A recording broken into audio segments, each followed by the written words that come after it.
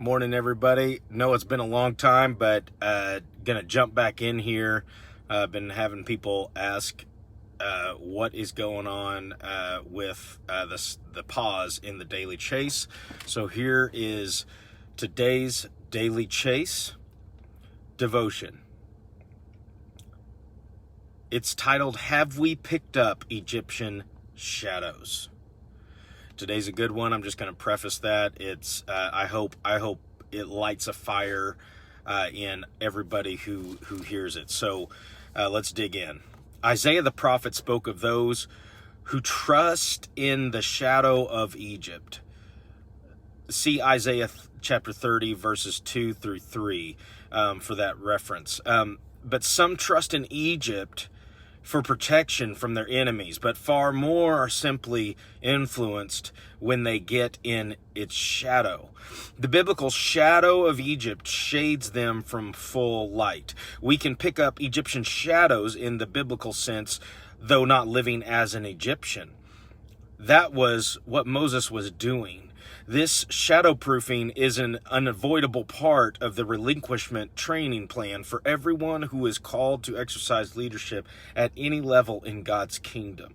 When Moses threw down his favorite old shepherd's rod, it became a serpent, and he literally ran from it. See Exodus chapter 4, verses 3 through 4. Things got worse when God said, "Pick it up by the tail." Nearly everyone knows that is a foolish thing to do because that leaves the business end of the snake loose and free for action. It didn't make much sense to throw down the rod, but it made no sense at all to pick up the snake by the tail. Moses had been to the desert had been in the desert a long time, and he knew a poisonous adder when he saw one. But God told him to pick it up by the tail. During your training trip through the wilderness of relinquishment, you will probably think God is leading you the wrong way, or that he is saying something that doesn't make sense. God's commands aren't always accompanied by explanations. The point is that even when we cannot figure out what God is doing, we must trust him. When Moses reluctantly picked up the snake, it became a rod again. From this place forward in the narrative, the rod is never again referred to as the rod of Moses. It is referred to as the rod of God. See Exodus chapter 4, verses 1 through 20, and chapter 17, verse 9. Because Moses released it and the snake was taken out of it. It was God's rod. The one thing Moses thought he could trust in the most had to be relinquished to God. God may strip you of everything in order to let you see and understand your total dependence on him. With that stripping, with that relinquishment comes power. Sometimes there are things we just want to hold on to that we have to release so God can remove the snake from it.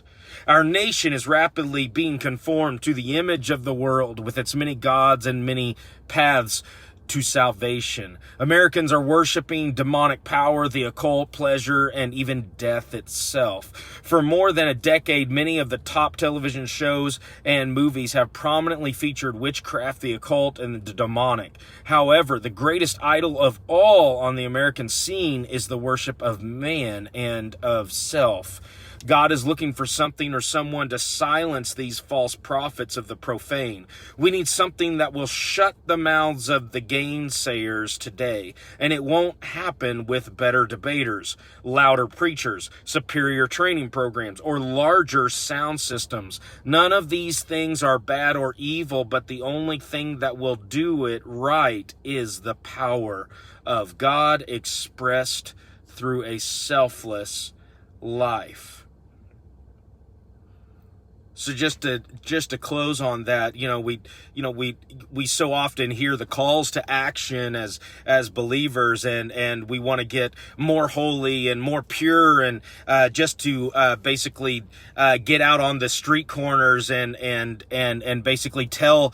We think the solution is telling others of how dirty they are and how God wants to clean them up. That's not necessarily what the call to action is.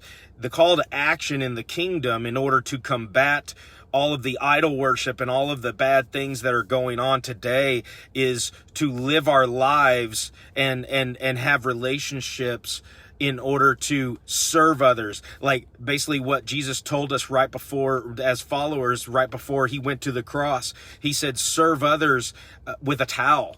And basically be the extreme examples of a selfless life, and love others unconditionally, and do unto others as you would have them do unto you. Be the initiative takers and do that first.